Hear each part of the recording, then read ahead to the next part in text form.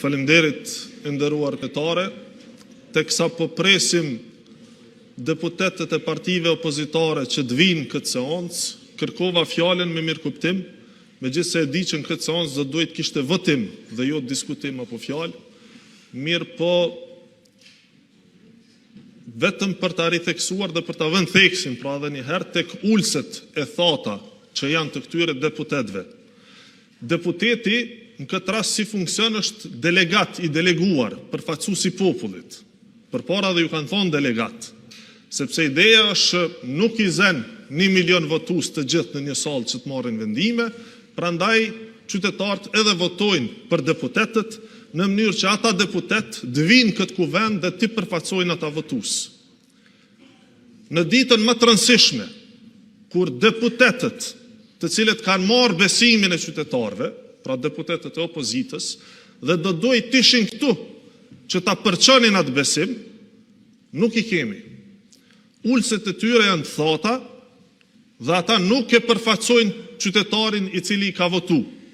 Pra gjithë ju qytetarë që keni dhënë votën për ata deputet, e cilët sot nuk po ju përfaqësojnë me mungesën këtu, duke sabotu Republikën e Kosovës dhe duke e çu vendin në zgjedhjet e evitueshme dhe të panevojshme, sepse sa po kemi pas zgjedhje.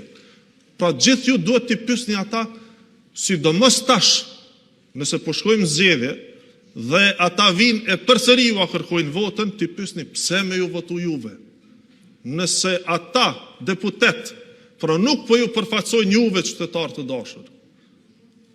Cila është arsyeja pse ata do të marrë përsëri me kërku vot e ju përsëri me i votu këta.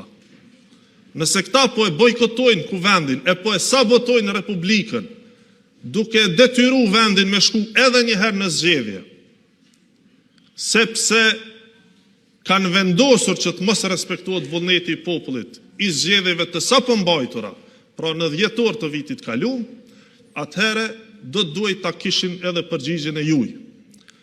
Kur po është për me bo mirë e për me ju përfaqësu juve, nuk i kemi sot këtu. Para pak ditësh, para 2 ditësh, ishte seanca për rishikimin e buxhetit. Një seancë ku do duhej pra jo vetëm me shumicë të thjeshtë të votoj buxheti, por për shkak të procedura, pra duhej edhe te kalimi afateve procedurale.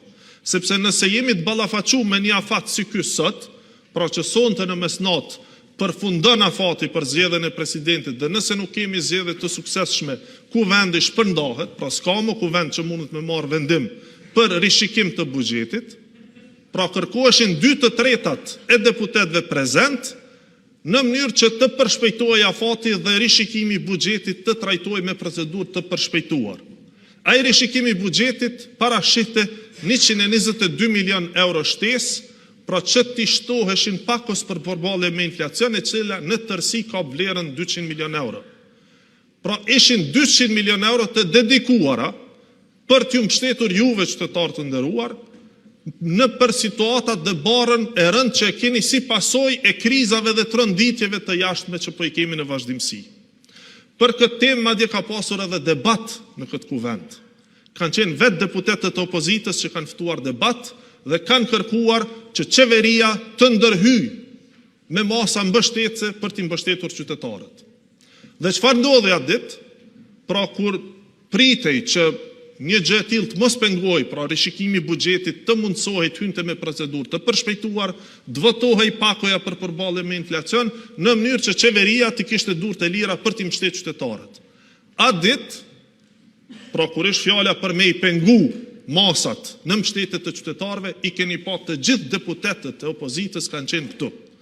Të gjithë, madje edhe lista serbe ishte mobilizuar gjatë tërë ditës kanë qenë këtu, në mënyrë që kur të vje puna me votu për shpejtim të procedurës, e që duheshin 2/3 e deputetëve, ata me votu kundër edhe me bloku procedimin tutje të rishikimit buxhetit. Prandaj edhe një herë, të gjithë qytetarët duhet ta shohin këtë seancë sonte, e po besoj janë duke e përcjell, sepse është seancë vendimtare ku përcaktohet fati i Republikës se si shkon tutje. Pra apo respektohet vullneti qytetar i dalur nga zgjedhjet e lira i 28 dhjetorit, apo po merret peng fati i Republikës dhe kësaj pra po detyrohet vendi për shkak të procedurës dhe për shkak të bojkotit, pra detyrës që nuk po e kryen përfaqësues të juaj, cilët i keni votu, vendi detyrohet me shku edhe një herë në zgjedhje dhe le që s'mundet me ndihmu qytetarëve se pakon mbështetje e bllokun, po do të ketë kosto shtesë spaku 10 milion euro për zgjedhjet e reja e do të ketë kosto shumë më të madhe shtesë si pasojë e mos funksionimit kuvendit e si pasojë e mos miratimit të reformave që parashihen me planin e rritjes. Ju e dini sa zhurma është bë për ta miratu planin e rritjes së Bashkimit Evropian. 882 milion euro. Dhe shumë mirë e shumë falemderit edhe deputetëve të opozitës që e votuan planin e rritjes e ratifikuan, sepse nevojiteshin 2/3 e votave. Mirë po ai ka qenë vetëm hapi i parë.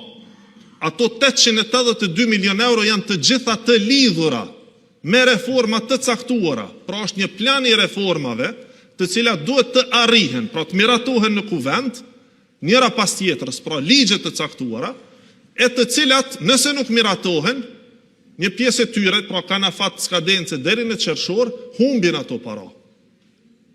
Pra nëse nuk kemi kuvend në muajin qershor, pra në muajin maj dhe qershor, kur këto ligje, këto reforma do duhet miratoheshin e që janë të para në atë listën e planit të rritjes, ato para do të humbin. Pra këtë është ratifiku marrëveshja e planit të rritjes me Bashkimin Evropian. E këtë është. Pra ato pare nuk mund të materializohen dhe Republika nuk mund të i përfitoj, Republika Kosovës, sepse reformat të cilat janë të para për të na i sjell ato para, nuk mund të miratohen nga ky kuvend nëse ky kuvend shpërndahet dhe vendi shkon në zgjedhje. Pra kostoja është shumë fish më e madhe. E kush e bën, pra kush e pagun këtë kosto e pagun qytetarët. E krejt kjo është pasojë e papërgjegjshmërisë totale të deputetëve opozitar, të cilët pra po vazhdojmë të shohim që ulset i kanë të thata dhe nuk po e respektojnë vullnetin as të votuesve të tyre. Pra votuesit pse kanë arsye me votu dikën i cili nuk vjen me kry punën e vet. Cila është arsyeja ose preteksti që një deputet i opozitës tash me shku prap në fushat me kërku vot edhe me i thonë qytetarëve na votoni se na nuk shkojnë në seancë. Kjo është absurde. Pra kjo s'ka të bëjë me demokraci. Kjo është shkelje e demokracisë, kjo është shkelje e vullnetit qytetarëve dhe kjo është përbuzje e procesit elektoral. Prandaj është tepër me rëndësi që ne të presim edhe sa minuta na kanë mbetur deri në fund të afatit, megjithatë ua kemi dhënë çdo mundësi të mundshme.